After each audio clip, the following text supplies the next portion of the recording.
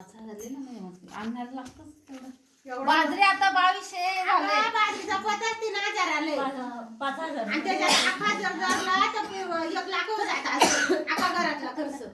नाही नाही, हे फक्त धान्य आहे. धान्य हे फक्त धान्य. पण मग तर मग तिथे नाही नाही, गहू आणि बाजरी सांगितले. सांगितले का? तर त्यांच्या फॅमिलीला किती लागतं तुमच्या फॅमिलीला? आम्हाला आता गहू आहेत आमचे नाही का? घरचे आहेत. घरचे. मग बाजरी तुम्ही विकत घेता? हा. कमीत कमी तुम्ही 60 किलो घेता की 50 किलो घेता? मग 60 किलो बाजरीचा तुम्ही अंदाज सांगा. नाव का उलटी पालटी केलं ते बरोबर आहेत ना. किती होतील? याच्यावरून लिहिली किती होतील? आपले इकडे पहिले लिहिलेले ती याच्यावर 3000 हा. 3500 3,500 रुपयाची तुम्हाला. याच्यावरून लिहिली असं केलं.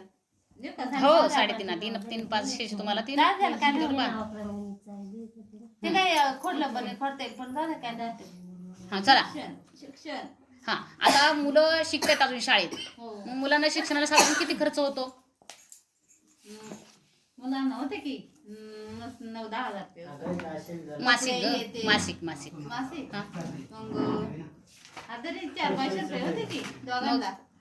मग 500 रुपये पकडे आपण. तर 5 दाय 50, 5 दाय 50 आणि ते 2 महिन्याचे 1000 म्हणजे 6000 रुपये खर्च होतो. 6000 हा चाललंय काय? थांबा तो विषय घ्या आधी. चला आहेत सगळी तर तो विषय घ्या म्हणजे मी पण जाते. कपडे घ्या गटाचा घ्या विषय आधी म्हणजे मग आणि तुम्ही 2-3 जण तुमचा फॉर्म भरून जा. तो इथं थांबले कमी. चला घ्या चला. हे 2-3 तुमचा फॉर्म येतो तुम्ही भरून जा. कपडे आता हा यांचा झाला. कपडे मग तुम्हाला वर्षाला किती रुपयांची कपडे लागतात? वर्षाला ना हा 10,000ची लागत असतील. 10,000ची. एवढे नाही होत. एवढे 10,000 होते नाही किती. बर कपडे कमी का? किती 500?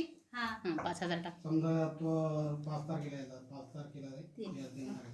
समजा पुढे गॅस यंत्र सांगा. गॅस कितीचा लागतो? असं नाही ठेवायचं. महिन्याला जातो? तो नाही ठेवायचं. महिन्याला 2-3 महिने जातो की नाही. मग 3 महिने समजा 1000 रुपयाची टाकी पकडली तर तुमचे किती होतात माहिती आहे पैसे का? घ्यायचे आता. 3600 4,000 रुपये जातात असं प्रत्येक महिन्याला गॅसला. चार. 4,000 रुपये. हे बचत होते ना, बचत तरी 5,000 होत असेल ना महिन्याला.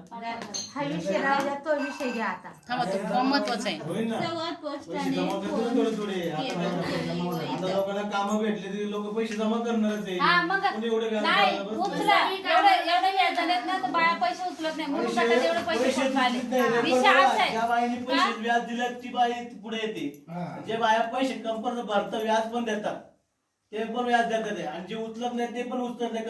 एक रेकॉर्ड बघा प्रमाणे कोणाचे पैसे किती जण पैसे उचलले नाही. पण मग ज्याला लागेल तेच उचलते ना. बळच कोणी पण उचलत कसं काय भर नाही शेवटी तो आता.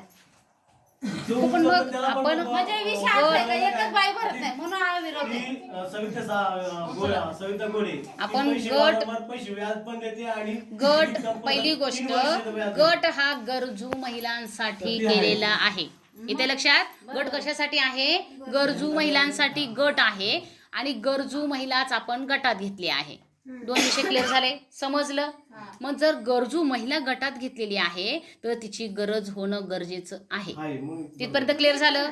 मग आता इथं प्रत्येक ताईला चान्स द्यायचा आहे. प्रत्येक ताईची गरज समजून घ्यायची. काय झालं माहिती की आपल्याकडे रक्कम 200 रुपये प्रमाणे आहे. म्हणून ती बचत कमी होती. तुम्हाला सांगू का मी आता दुसरं एक गट